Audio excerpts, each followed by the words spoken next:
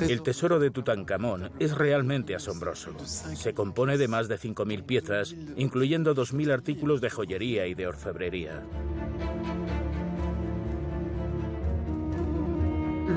Solo la máscara de Tutankamón tiene 10 kilos de oro y su ataúd interior, hecho de oro macizo, pesa 110 kilos.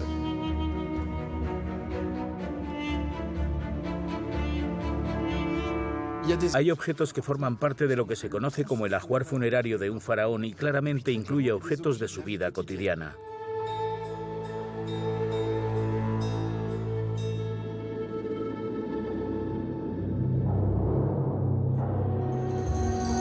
...1922... El egiptólogo inglés Howard Carter descubre la tumba de Tutankamón. 4 pequeñas cámaras y un tesoro extraordinario. La antecámara, los carros de Tutankamón y 3 lechos funerarios. El anexo con docenas de sillas, mesas, cerámicas y otros objetos cotidianos. La cámara del tesoro donde se guardan las vísceras momificadas del faraón. Y la cámara funeraria, en la que reposa el cuerpo del faraón dentro de su sarcófago, sus 3 ataúdes y sus 4 capillas funerarias. Aquí vemos los cartuchos de Tutankamón, pero por dentro apreciamos pequeñas marcas que corresponden a símbolos antiguos. Un siglo después de su descubrimiento, el tesoro del faraón revela nuevos secretos. Símbolos ocultos. Los de un personaje olvidado.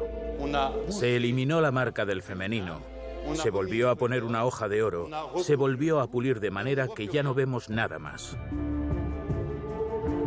Lo más cerca posible de los objetos y en las tumbas de las grandes figuras del Imperio Nuevo, los científicos están investigando el verdadero origen del tesoro. 2300 años después de que todo sucediera, están escribiendo una nueva historia del reinado del faraón. Deberían haber sacado esta pulsera de entre los objetos funerarios o haber corregido el cartucho. Pero como todos sabemos, el crimen perfecto no existe.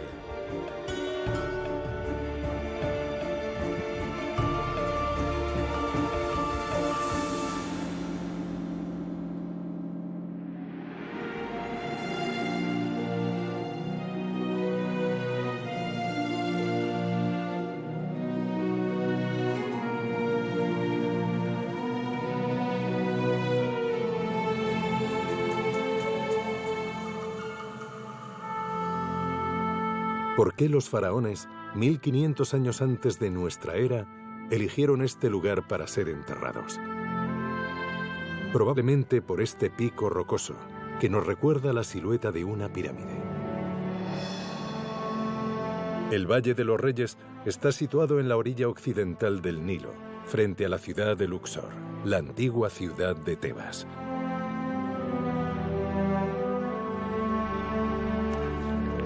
El Valle de los Reyes es el lugar donde se han llevado a cabo los descubrimientos más espectaculares.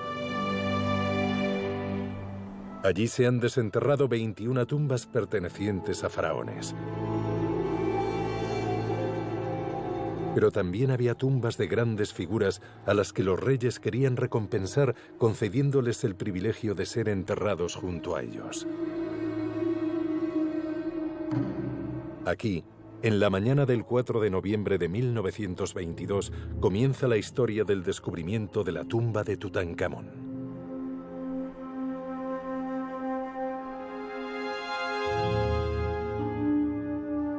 Ese día Howard Carter llegó a la excavación y se sorprendió por el gran silencio que había.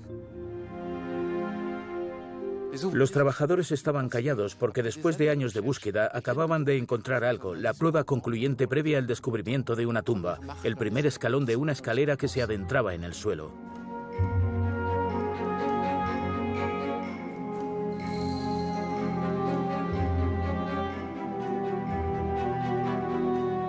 Ese primer día, al ir desenterrando los sucesivos escalones, descubrió una lengüeta de madera. Carter lo reconoció inmediatamente. Era un elemento que se encuentra en la parte superior de un cofre y dentro de él encontró varios cartuchos reales. La lengüeta estaba en el último escalón de la escalera, entre escombros aparentemente sin importancia. Los restos de un cofre recientemente reconstruido en los laboratorios del Gran Museo Egipcio. La lengüeta ha encontrado su lugar. Tiene 2 nombres escritos, 2 nombres clave en la investigación de la tumba de Tutankamón. El de su padre, el faraón Akenatón, pero también el de su hermana mayor, Meritatón. 2 nombres estrechamente relacionados con la historia de Amarna, ciudad situada a 200 kilómetros al norte de Tebas y del Valle de los Reyes.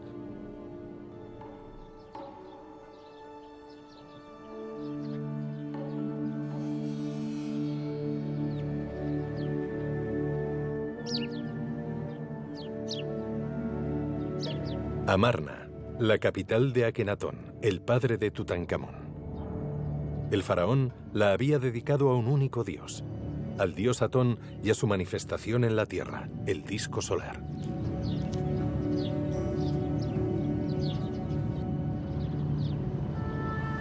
Hay que imaginar el proyecto como algo absolutamente colosal.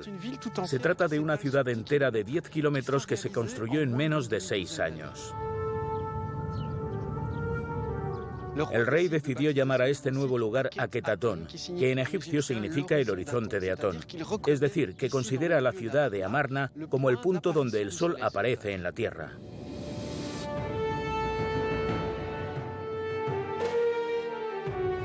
El nuevo culto da lugar a una nueva arquitectura. Aquí los templos no tienen techo, por lo que la luz del sol entra en el santuario.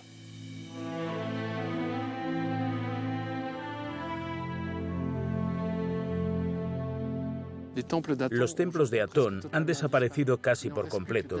Solo quedan pequeños fragmentos y los cimientos.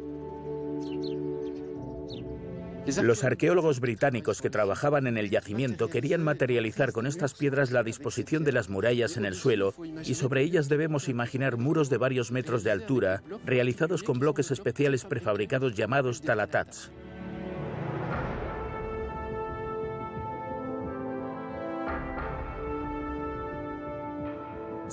Estos bloques fueron tallados casi industrialmente en las canteras de Egipto, y su gran ventaja es que pesan unos 50 kilos. Es decir, que un hombre de constitución normal puede cargarlo a la espalda y permite a los arquitectos del faraón construir los edificios muy rápidamente, ya que los bloques se pueden colocar uno tras otro.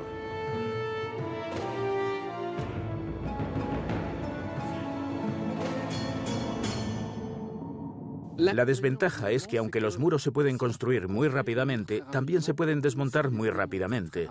Y poco después del final del reinado de Akenatón, se decidió desmantelar estos templos hasta los cimientos, y todos estos bloques fueron reutilizados en otras construcciones. 10 años después de iniciar su construcción, el inmenso proyecto del rey terminó en un fiasco, y el destino de la familia real acabó en tragedia. Pero ¿cuál es la relación con el maltrecho cofre encontrado por Howard Carter frente a la tumba de Tutankamón? ¿Por qué aparece el nombre de Akenatón junto al de Meritatón, su hija mayor?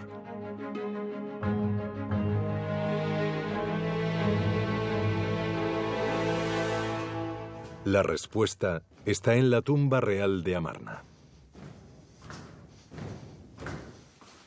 Una tumba excavada en la montaña que domina la ciudad desaparecida.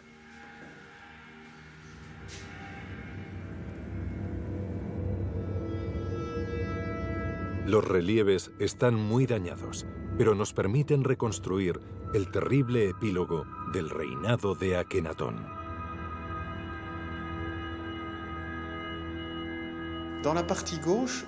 En la parte izquierda tenemos la representación de 2 princesitas que están muertas y yacen sobre un lecho funerario. Son la princesa Setepenre y su hermana mayor, Neferneferure. Frente a ellas, delante de su cama, tenemos a la pareja real llorando. Akenatón hace un gesto de duelo y sujeta con la otra mano el brazo de su afligida esposa, Nefertiti, que se tambalea de dolor.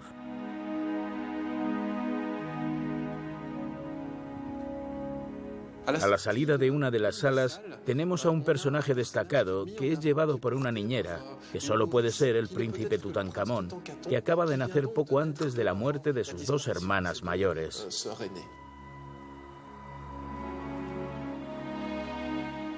También hay mujeres del séquito real que tienen una actitud de luto con los brazos cruzados sobre sus cabezas y llorando mientras acompañan a la familia real ante la muerte de las dos jóvenes princesas.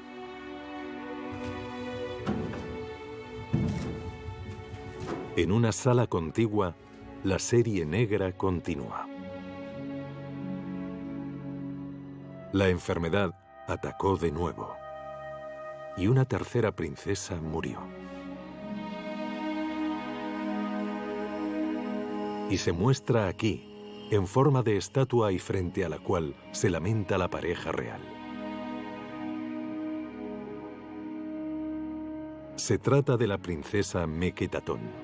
Tenía unos 10 años en el momento de su muerte.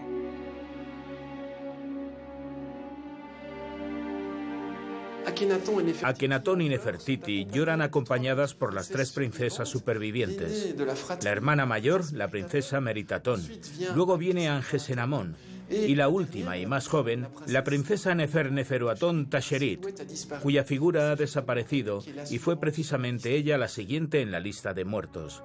Se sabe que murió rápidamente y fue después de morir la reina madre Tiji, madre de Akenatón, y después de la gran esposa real, la reina Nefertiti, que murió en el año 16 al final del reinado.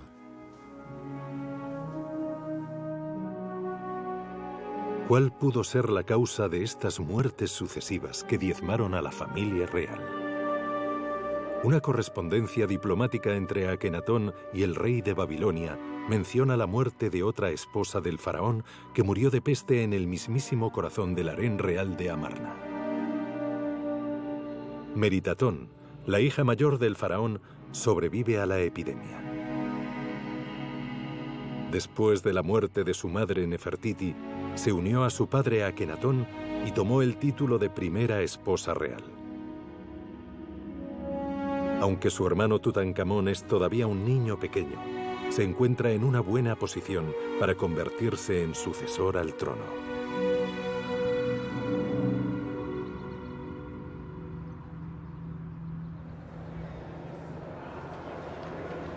El resto de la historia de Meritatón se encuentra en el Museo de El Cairo, y esta vez en el propio tesoro de Tutankamón. Mark Gabold, uno de los mayores especialistas en el faraón, sospecha que algunos de los objetos del tesoro pueden haber tenido un primer propietario y quiere probarlo. Es cristal de roca. Es genial. Mark Gabold comenzó su estudio con uno de los vasos canopos en el que se encontraron las vísceras del faraón. Por fuera no hay anomalías.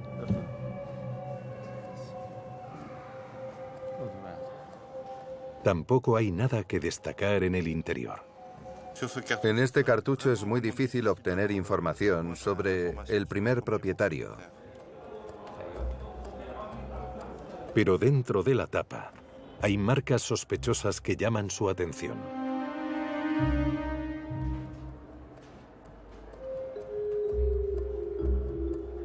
Se ven los cartuchos de Tutankamón, pero abajo vemos pequeñas marcas que corresponden a símbolos antiguos. El cartucho de Tutankamón y los rastros de un grabado antiguo que el egiptólogo identifica inmediatamente.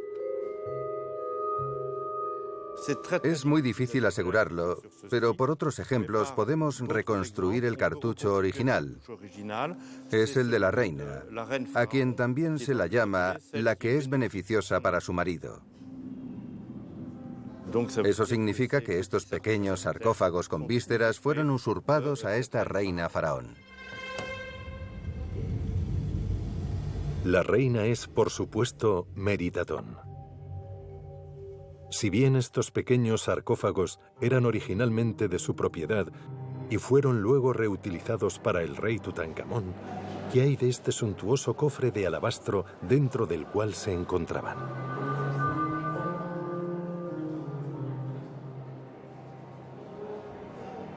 Marc Gabold tiene la oportunidad única de examinarlo sin la protección del cristal.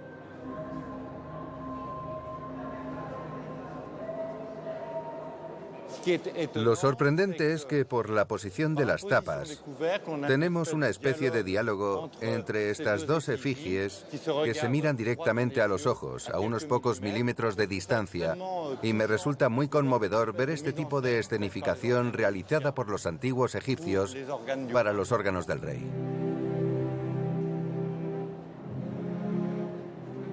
En el cofre de alabastro están los dos cartuchos del faraón Tutankamón.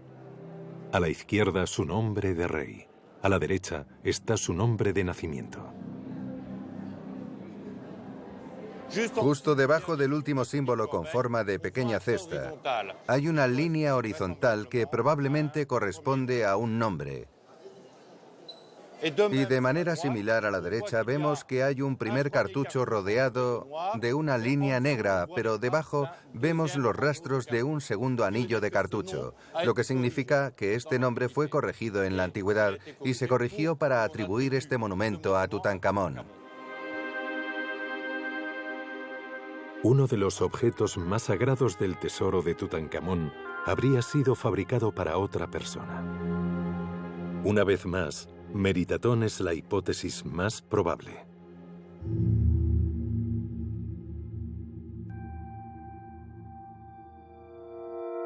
Y luego hay objetos que no deberían estar aquí. Descubierta entre varias joyas con el nombre de Tutankamón, esta pulsera es uno de ellos.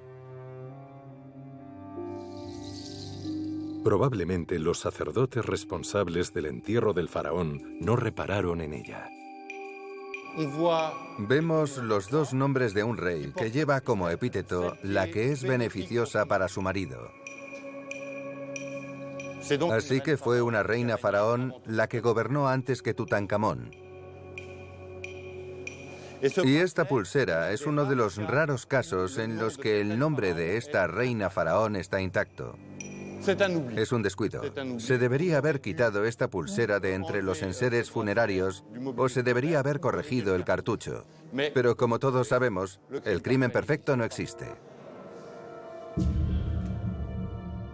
A excepción de esta pulsera, todos los objetos pertenecientes a Meritatón, sin excepción, fueron renombrados con el nombre de Tutankamón. Pero en algunos de ellos hay signos que no engañan, y el físico de este personaje es uno de ellos. La magnífica estatuilla de madera dorada de un faraón sobre el lomo de una pantera negra.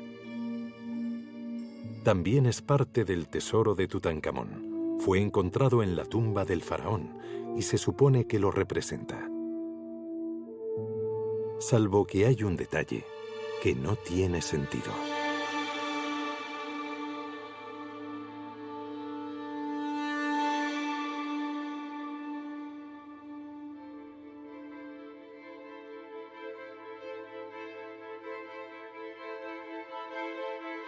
La prueba definitiva de la existencia de esta reina faraón se encuentra en esta figura usurpada que fue encontrada en la tumba de Tutankamón.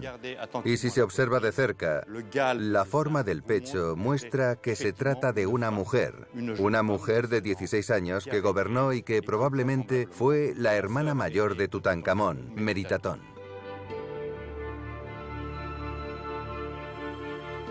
Lo extraordinario es que es la única estatua completa que tenemos de esta reina, por lo que es un objeto absolutamente único y muy conmovedor, ya que no tenemos otra igual.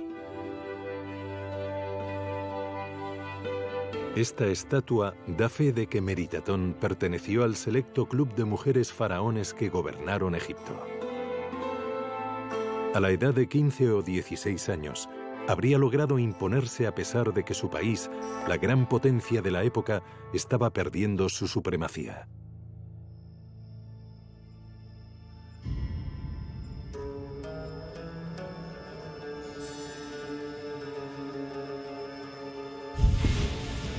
En el mismo momento en que una epidemia azota el reino, sufre también la amenaza de verse privado de un material vital para sus soldados: el bronce. El metal indispensable para la fabricación de armas de alto rendimiento. El suministro podía verse interrumpido porque Egipto había perdido el control de la estratégica ciudad de Kadesh.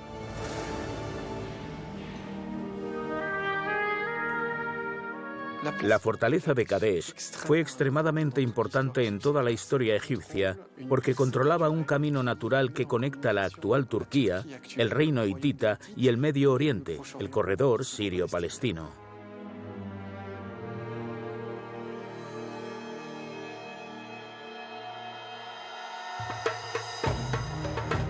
Y es aquí donde fluye un comercio internacional muy importante, que incluye, en particular, el transporte de estaño y cobre, que son los elementos esenciales para la fabricación del bronce. Sin cobre ni estaño es imposible hacer bronce, es decir, armas. Y el que no tiene el control de estas rutas comerciales está condenado a una muerte rápida frente a sus enemigos.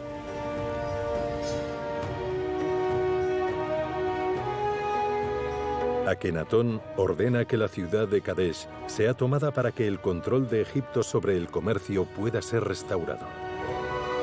Pero contra todo pronóstico, sus ejércitos fueron derrotados. Los egipcios no habían luchado durante décadas en Oriente Medio porque siempre habían controlado esa zona. Y esta derrota en Kadesh fue muy grave. Es un poco como el Vietnam de los egipcios de la época, porque abrieron una brecha que permitió a los hititas retomar todas sus posesiones en el corredor sirio-palestino. Es entonces cuando el rey muere. Fue enterrado aquí mismo, en la bóveda que habían construido en las montañas en los alrededores de Amarna, a pocos kilómetros del palacio donde pasó la última parte de su vida.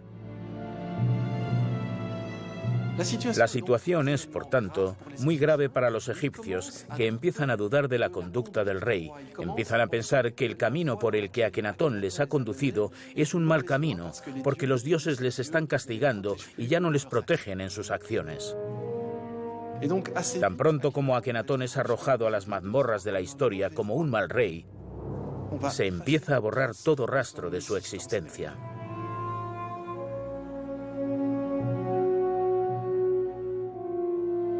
Vemos aquí, en esta pared, que la presencia de Akenatón ha sido completamente borrada, martilleada, así que donde estaba el rey solo nos queda un fantasma bajo los rayos del disco solar Atón. Pero el disco radiante del dios permanece en su sitio, porque el dios no está proscrito, no es culpa del dios, es culpa de su siervo, el soberano, que no ha cumplido su función de conectar lo humano con lo divino.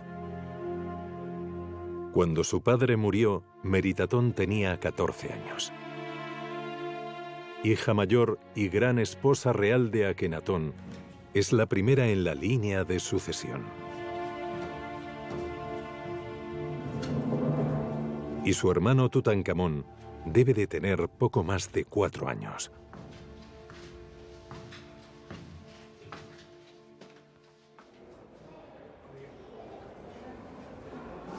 ¿Comienza entonces Meritatón a crear su ajuar funerario como cualquier faraón? En el Museo del Cairo, Marc Gabold continúa su investigación sobre el tesoro de Tutankamón. Ahora se interesa por los objetos cotidianos, y aquí de nuevo se encuentra con la sombra de la reina faraón. Lo que vemos es el nombre de Tutankamón en jeroglíficos claros, pero debajo hay marcas de que se ha cambiado un nombre anterior. Podemos ver claramente el símbolo de la vida Ankh, el escarabajo Reper debajo de las huellas del nombre de Akenatón. Este nombre se decía Ankh-Reperure, amado de Akenatón, y es el nombre de la reina faraón. El cambio es aún más obvio en el otro tirador del cofre. Los jeroglíficos de oro corresponden al nombre del rey Tutankamón. Pero en el hueco, los primeros caracteres forman claramente el de la reina faraón.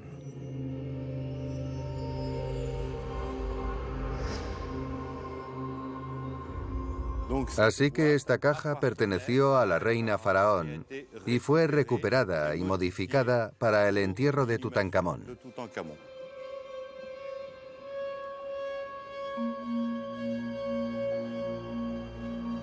A continuación, hay un pequeño objeto que llama la atención de Marc Gabold, una joya que también se encuentra en la tumba del rey. Incluye una representación de la diosa Nuot. Bajo el reinado de Akenatón, la divinidad estaba proscrita. Solo se adoraba al dios Atón. Por lo tanto, el propietario de este objeto había vuelto a la religión tradicional. ¿Pero de quién se trata en esta ocasión? Palabras dichas por Nut. Extiendo mis brazos sobre mi hijo, el rey Nepreperuré, triunfante. Hago vibrar mis plumas sobre tu perfección, Tutankamón.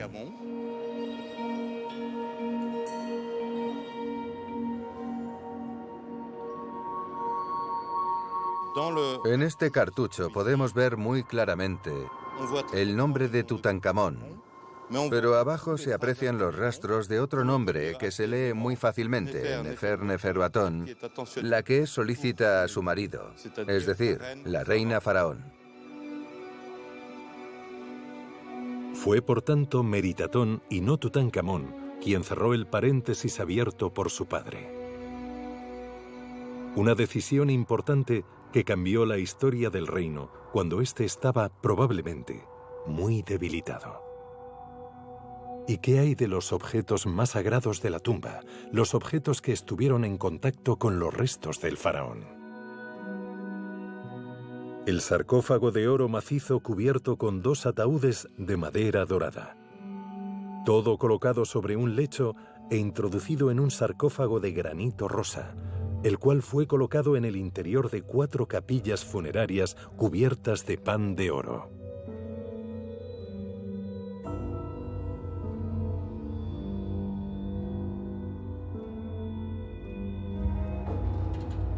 Marc Gabold se dispone a examinar una de ellas.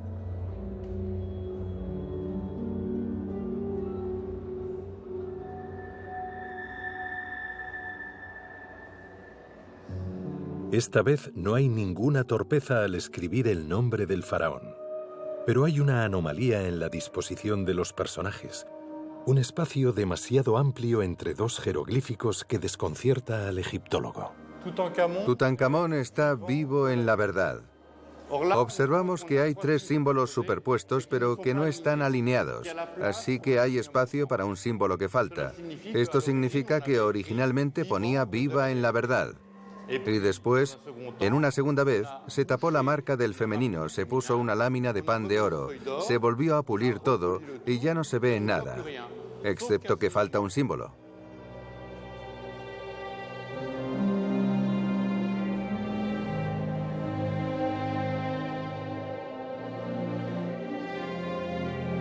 Es extraordinario. El oro es de una belleza increíble, con esos reflejos rojos. También podemos ver muy claramente que este monumento tiene una historia y es una historia complicada.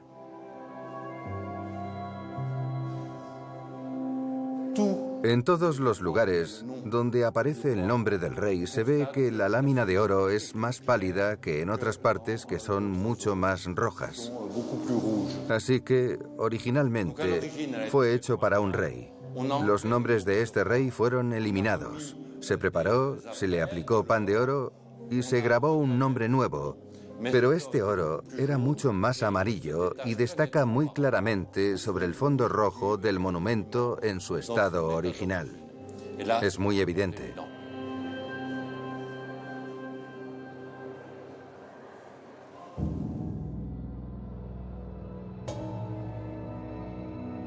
Finalmente, está la cuestión de la máscara de Tutankamón.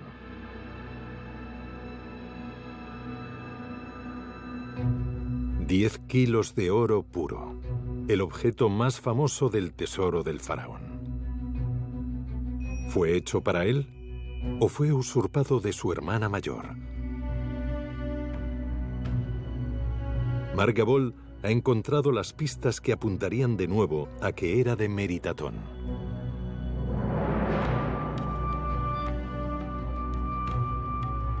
Un cartucho que de nuevo contiene pequeños rastros de un grabado anterior.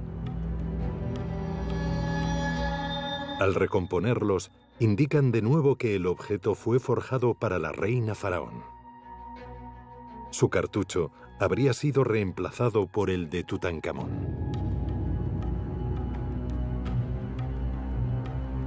Semejantes objetos extraordinarios eran sin duda preparados para todos los faraones. Pero Meritatón era una mujer, y además muy joven.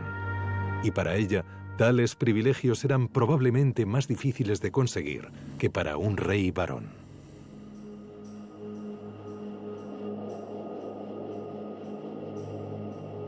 Tal vez tuvo que demostrar méritos excepcionales.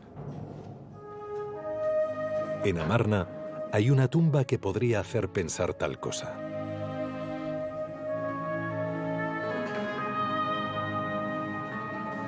La tumba de un hombre llamado Merida II, supervisor del harén real bajo el mando del faraón Akenatón.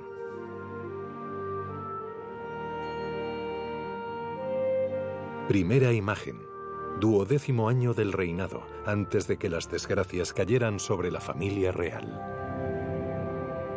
Representa un momento idílico del reinado. La pareja parece feliz, unida. Vemos este detalle que muestra a Akenatón de la mano de Nefertiti. La reina probablemente ya está embarazada del futuro príncipe Tutankamón, y las 6 princesas están representadas detrás del rey y de su esposa. Segunda imagen. Han pasado 3 años. Akenatón y Nefertiti han muerto, y se representa a otra pareja real. A la derecha, Meritatón. A la izquierda, un hombre llamado Semenechkara, un faraón que nunca gobernó. Esta imagen es la de una maquinación, la de un plan maquiavélico dirigido por la reina faraón contra el imperio hitita, su gran adversario. Meritatón primero envía a su hermano pequeño Tutankamón lejos de la corte. Aquí le vemos con su niñera con poco más de 5 años. Luego se dirige al rey de los hititas, el reino que había puesto a Egipto en dificultades al amenazar su comercio con Oriente, y ella le pide a uno de sus hijos como marido.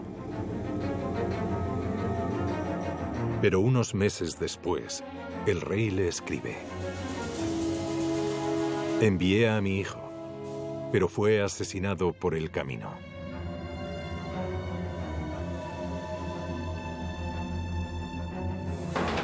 Meritatón probablemente nunca tuvo la intención de casarse con el príncipe hitita, simplemente quería ganar algo de tiempo.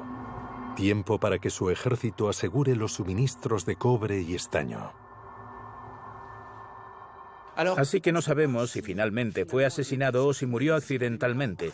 En cualquier caso, este matrimonio concertado parece ser uno de los mayores engaños de la historia diplomática de la antigüedad. Meritatón vence en este enfrentamiento diplomático siendo una adolescente, lo que le granjea una importante legitimidad a ojos de los egipcios y en la ideología egipcia de que el faraón mantiene el orden cósmico para el bienestar de Egipto.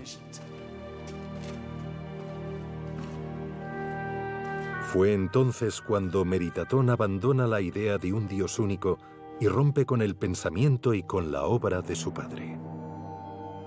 La reina decide dejar Amarna y regresa a Tebas, donde adora a todas las deidades tradicionales.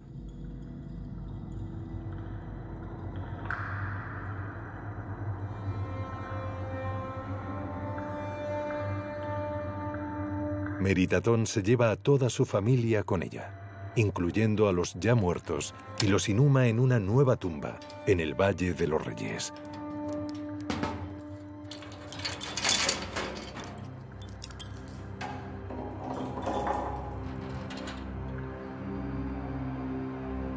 Para su madre Nefertiti y su abuela la reina Tilli, elige el último lugar de descanso de su abuelo, el rey Amenofis III.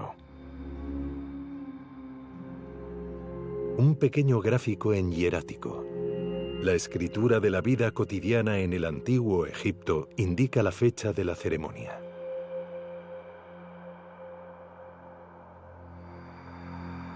Los cuerpos de las dos mujeres están colocados junto al sarcófago del faraón, la gran figura de la época que gobernó su país durante casi 40 años.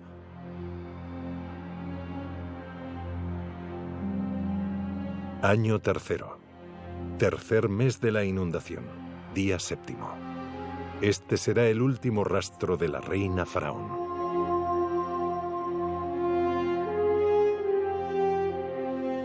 Un mes después, la estela de la restauración nos indica que su hermano asciende al trono.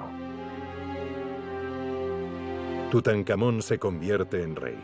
Meritatón desaparece. Probablemente no sea una coincidencia, pero eso es todo lo que sabemos hoy.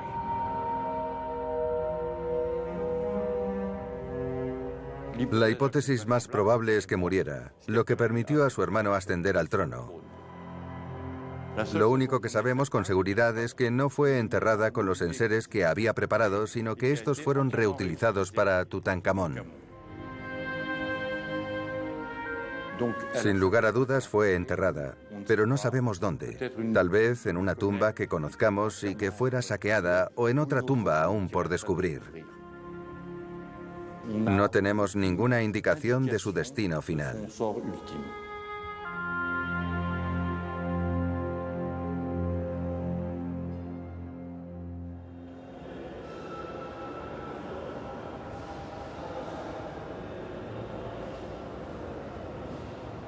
¿Es Tutankamón todavía un niño cuando se convierte en faraón? En su tesoro, un objeto permite imaginarlo en los albores de su reinado. Su famoso trono, también encontrado en su tumba.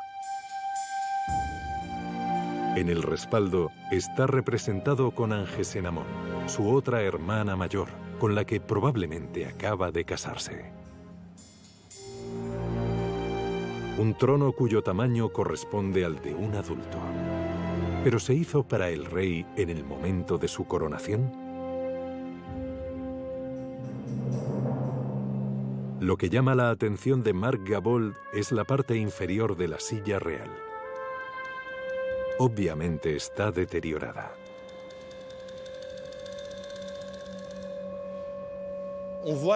Vemos que aquí hubo elementos decorativos que fueron retirados por todos lados.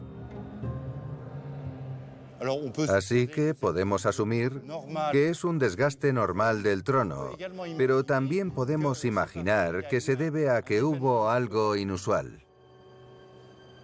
¿Qué podría haber habido en la parte inferior del trono de Tutankamón? Indudablemente una decoración idéntica a esta otra silla del rey, una silla de niño también encontrada en su tumba. Cañas trenzadas. Simbolizan la unión de las dos tierras, el Alto y el Bajo Egipto. Hay que imaginar que en este trono, que está hecho para un adulto, estaba sentado un niño de 7 años. ¿Y qué hace un niño de 7 años cuando tiene que estar sentado muchas horas en una silla de adulto? Empieza a mover las piernas y a dar talonazos en la silla y como resultado debilita los elementos que probablemente acabaron rompiéndose.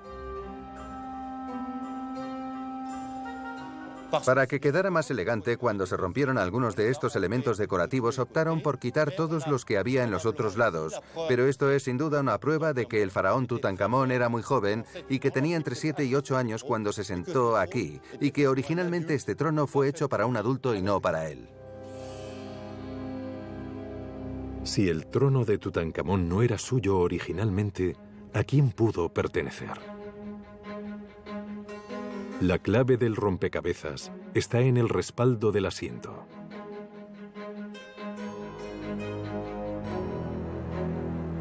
La hipótesis es que hubo un primer decorado, que las láminas de pan de oro fueron arrancadas y que al arrancarlas quedaron desgarradas. Volvieron a reproducirlo y se pegaron las láminas de nuevo.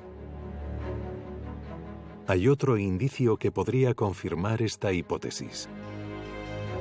Una misteriosa frase inscrita en la famosa estela de la restauración que marca el acceso de Tutankamón al trono. Después de pasar los días, Su Majestad apareció en el trono de su padre y gobernó el horizonte de Horus. En la estela de la restauración dice que Tutankamón se sentó en el trono de su padre, y en ese caso probablemente podemos tomar este texto literalmente, así que este sería el trono de Akenatón, modificado por Tutankamón para que pueda gobernar.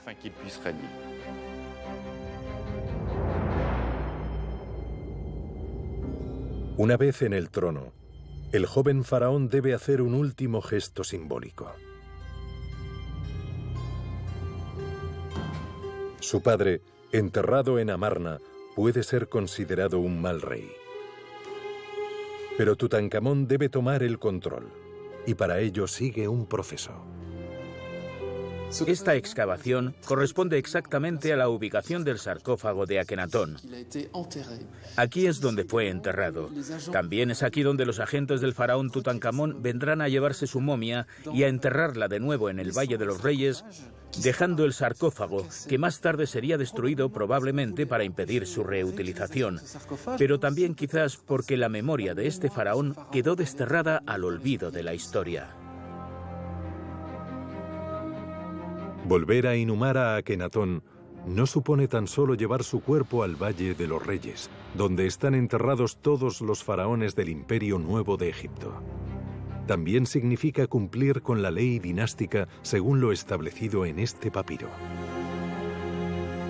Que el patrimonio sea entregado al que entierra, dice. En otras palabras, el que inhuma al faraón es su legítimo sucesor. Tutankamón eligió la tumba de un ciudadano normal. El faraón difunto descansará en el sarcófago de una de sus esposas extranjeras caída en desgracia, una mujer llamada Quilla. Así, un día del año 1327 a.C., Tutankamón se convirtió para siempre en el nuevo faraón.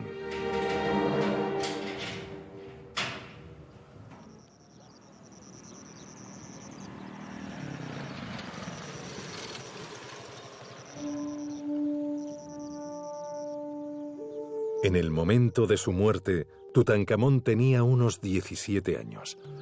Acababa de celebrar el 10º aniversario de su reinado. Conocemos el momento de su muerte gracias a un collar de flores colocado en su momia, una floración que se produce entre finales de marzo y principios de abril. Dado que en el antiguo Egipto hay un periodo de 70 días entre la muerte y el entierro, se ha establecido que el faraón murió en algún momento entre diciembre y febrero.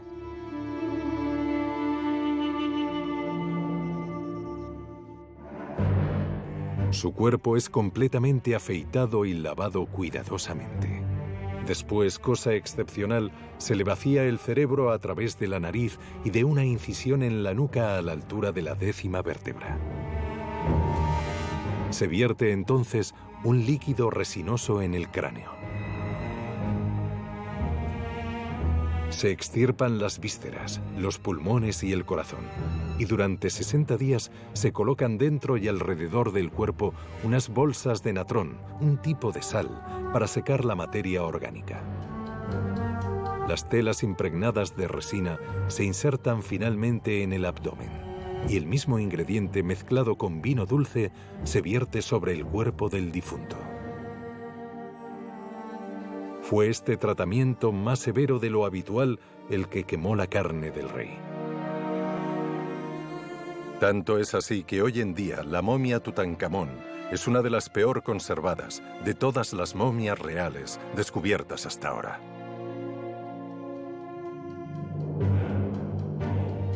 Una vez que el cuerpo es tratado, Al rey se le pone un gorro de perlas y un collar de cerámica en el pecho. Se cubren los dedos con capuchas y los pies con unas sandalias de oro. Y los brazos se cubren de pulseras. El cuerpo se envuelve con 16 capas sucesivas de vendas, entre las que se colocan decenas de amuletos mágicos, numerosos collares, así como varias armas, incluyendo una daga de oro macizo y una daga cuya hoja ha sido moldeada en un metal extraordinario.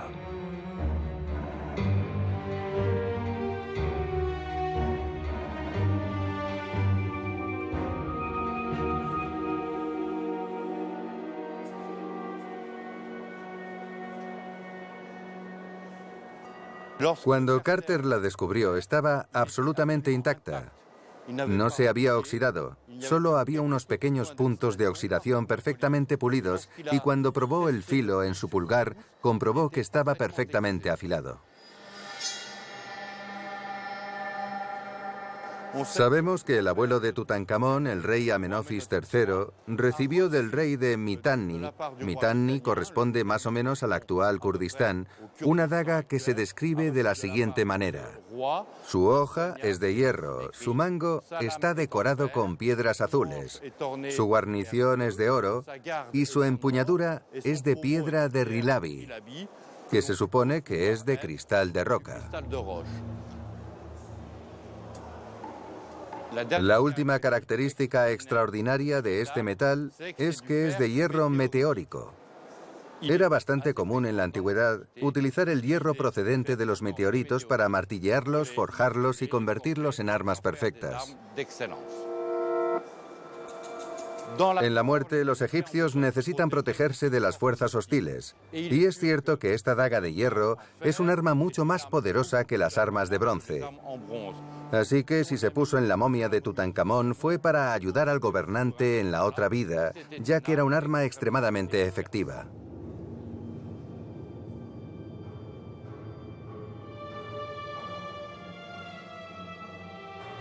«33 siglos después, para deshacer lo que los sacerdotes egipcios habían hecho, Howard Carter necesitó varias semanas.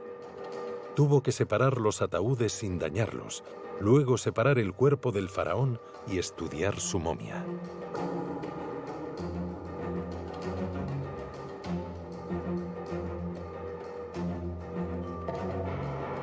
Carter colocó una estructura de madera alrededor del sarcófago. Luego levantó la tapa y la del primer ataúd. Luego montó un complejo conjunto de cuerdas y poleas, y así es como finalmente llega al sarcófago de oro macizo. En una tumba cercana, tuvo que cortar la momia que había quedado atascada por las resinas vertidas en el momento del entierro. Finalmente, calentó la tapa del sarcófago de oro para separarlo del segundo ataúd. Llegó el turno de la momia. Era imposible retirar las vendas que también estaban solidificadas por los líquidos resinosos. Así que tuvo que diseccionarla, y así es como Howard Carter descubrió los cerca de 200 objetos escondidos entre los tejidos.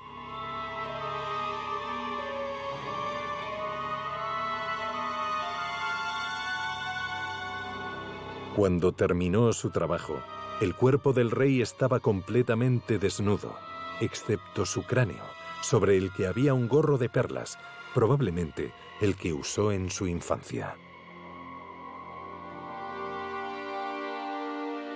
También quedó sobre el pecho un magnífico collar de oro y cerámica azul, literalmente incrustado en la carne del faraón.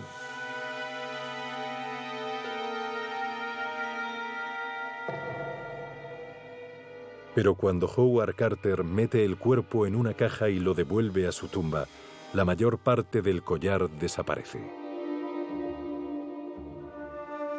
Al final, en los años siguientes, los ladrones de tumbas le cortaron el torso para apoderarse del resto del collar y le robaron el gorro de perlas. De modo que actualmente en su tumba, el faraón ya no tiene ninguno de los adornos que llevaba en el momento de su entierro.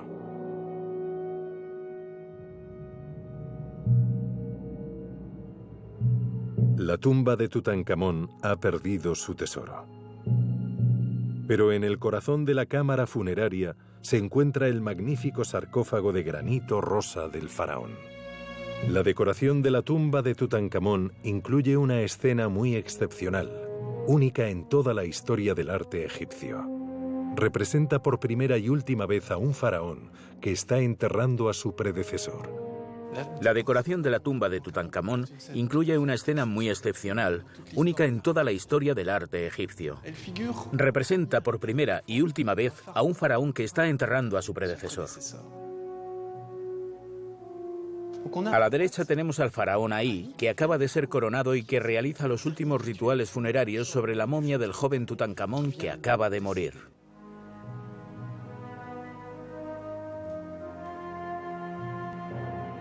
Lo que realmente sorprende de esta representación del faraón Ahí es la juventud que muestra el rey. Tiene exactamente los mismos rasgos juveniles que Tutankamón, el protagonista, el que está enterrado. Sabemos que 2 generaciones separan a los 2 personajes, por lo que Ahí tiene la edad suficiente para ser el abuelo de Tutankamón, e incluso es posible que fuera su abuelo materno. Así que tendríamos aquí a un abuelo que está enterrando a su nieto, que murió prematuramente. El faraón Ahí solo gobernó Egipto durante 3 años. Su muerte marcó el final de este periodo problemático y el comienzo de un renacimiento. En cuanto a Tutankamón, fue olvidado muy rápidamente, hasta que Howard Carter lo resucitó 3.300 años después de su muerte.